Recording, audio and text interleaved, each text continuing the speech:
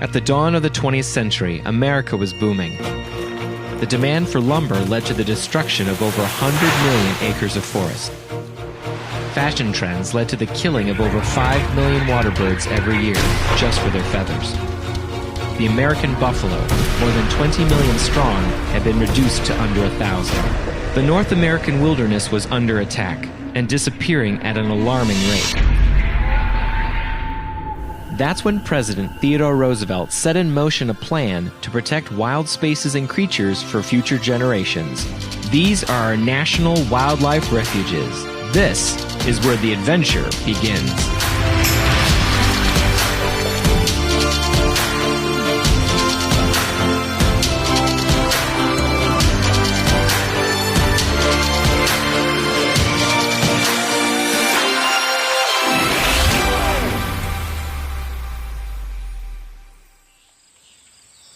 Hi, I'm Peter Schriemer. Have you ever been to a pond that was surrounded by tall cattails? A place where you could hear frogs calling, blackbirds singing, or watch herons hunt for fish? Well, the place we're exploring today is like that, but on a much bigger scale. At 33,000 acres, this is the largest freshwater cattail marsh in North America. Welcome to Horicon National Wildlife Refuge.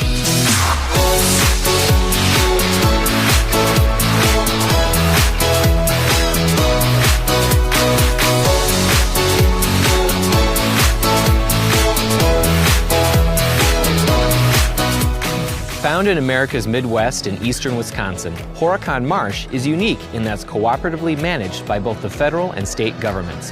The northern part of the marsh is operated by the U.S. Fish and Wildlife Service as Horicon National Wildlife Refuge. The southern portion is managed by the Wisconsin Department of Natural Resources as Horicon Marsh State Wildlife Area.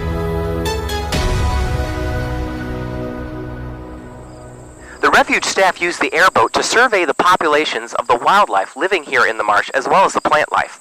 They're also able to control the water levels in different areas to encourage habitat for different species. And by doing this, they help create a healthy balance in the marsh ecosystem.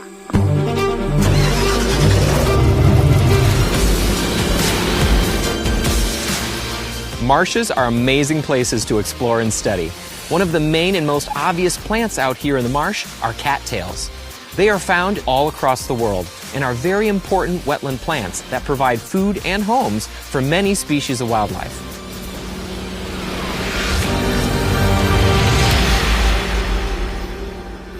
Cattails have strong roots called rhizomes that spread out and grow new shoots. This allows them to grow and spread very quickly in a marsh environment. Their name comes from the iconic cattails at the ends of the shoots, which actually start out green in the spring.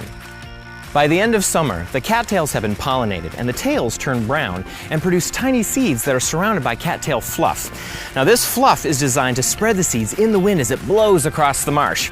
We're talking about a lot of seeds. One cattail can produce 300,000 of them. In fact, the cattails spread so fast that refuge biologists have to manage the population of cattails in the marsh in order to maintain areas of open water for birds and spaces for native wetland plants to grow. Cattail plants can grow to almost 10 feet tall, which means they provide great places for wildlife to live in and hide from predators. One species that's most famous for this is the RedWinged Blackbird. You can usually tell that you're coming near some cattails just by hearing their well-known call.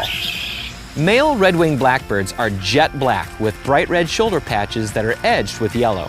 The females look totally different, with brown patterns to help them blend in with the cattails. Blackbirds build their nests deep within clumps of cattails by weaving together vegetation and strips of cattail shoots on the vertical stalks. Male blackbirds will fiercely defend their territories during the breeding and nesting seasons. So if one doesn't look happy with you, give him some space.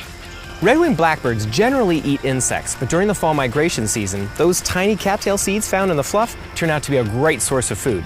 But blackbirds aren't the only ones that use cattails for food and for building a home. With super thick fur to keep them warm in the water, large webbed back feet for swimming, and a flat scaly tail for changing direction, muskrats are designed for life in the marsh. When diving underwater, they can hold their breath for up to 15 minutes. They live in family groups with defined territories. They are called muskrats because they mark their territories with a strong musk smell to keep other muskrats away. Muskrats are mainly vegetarian, and they eat 1/3 of their body weight every day in roots and aquatic plants. And in a place like this, that means cattails. Cattails aren't just a great source of food for these creatures, they also build their homes with them. In preparation for winter, they spend time building mounds of cattails and other vegetation to make a small lodge where they can escape the harsher weather during the winter. Muskrats love the marsh because the water levels stay shallow and don't change very much. Muskrats are the original marsh managers because they help keep populations of cattails in check. And with all these cattails here for eating and building homes in Horicon, muskrats are happy campers.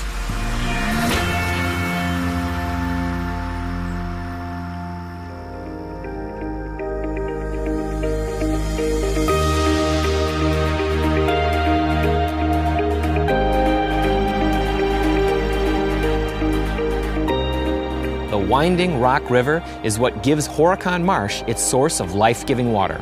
It transforms 33,000 acres of lowlands into a rich flooded grassland before making its way down south to the mighty Mississippi River and eventually the Gulf of Mexico.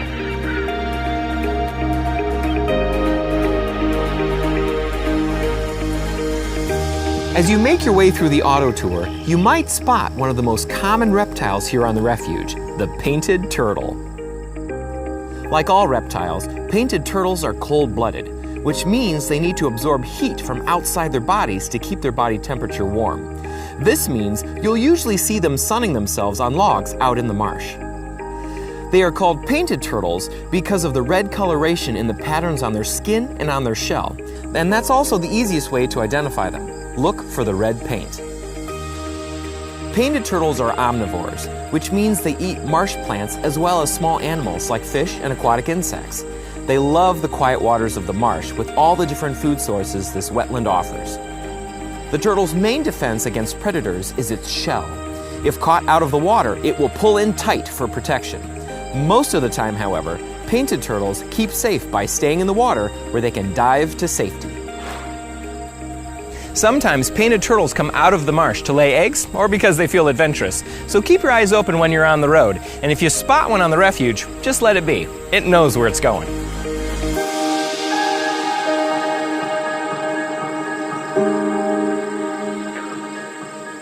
Horicon Marsh is home to over 300 species of birds, which is why it's recognized as a wetland of international importance and a globally important bird area.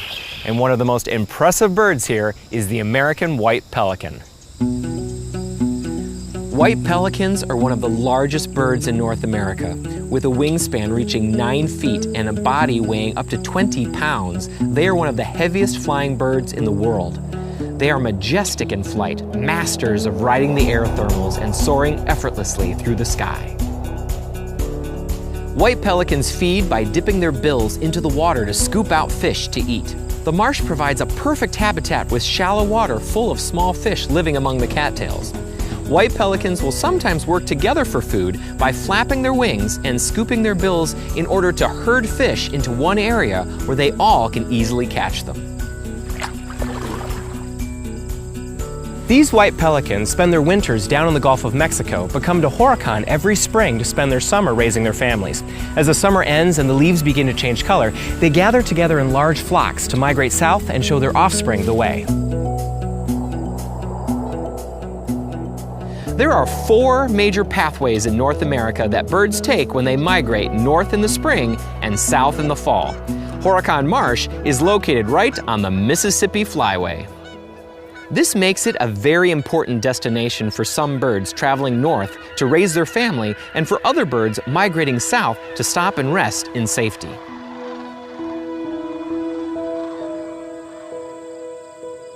One of the main migratory birds that Horicon Marsh is known for is the redhead duck.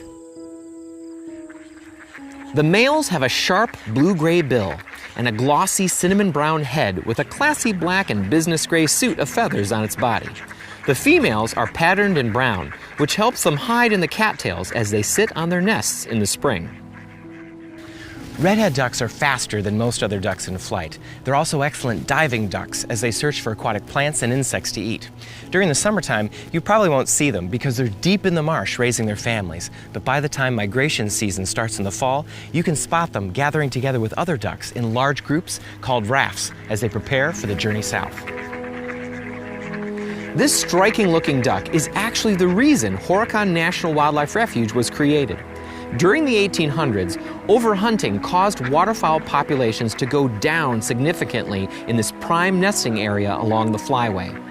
Populations of wetland birds in the Midwest were in trouble. Situations like this influenced President Theodore Roosevelt to create the National Wildlife Refuge System. He said, "The conservation of natural resources is the fundamental problem. Unless we solve that problem, it will avail us little to solve all others." Thanks to President Theodore Roosevelt and the hard work of many dedicated individuals, Horicon Marsh became home to the largest nesting population of redhead ducks east of the Mississippi River. With thousands coming to the marsh each year, Horicon National Wildlife Refuge was established in 1941 for their protection, along with the hundreds of other bird species that use this very important habitat. Remember, we can all be heroes for our wildlife.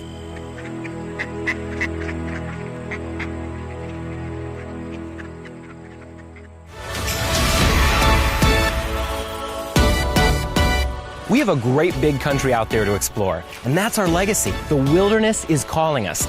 And now it's your turn to see what you can discover all over the map.